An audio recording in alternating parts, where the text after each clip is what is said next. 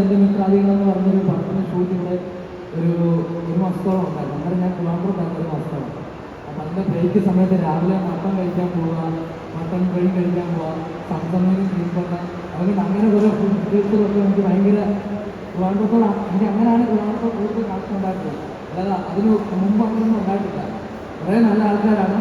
അപ്പം എല്ലാവരും കാണുക, റിക്വസ്റ്റ് ചെയ്യുകയാണ്, സമയം പോലെ തന്നെ കാണുക. Thank you. ഒരു കാഴ്ചയൊക്കെ ഉണ്ടായിരുന്നു, നമുക്കൊരു കൺവീൻസ് സ്റ്റാർ ഉണ്ടായിരുന്നു അല്ലേ?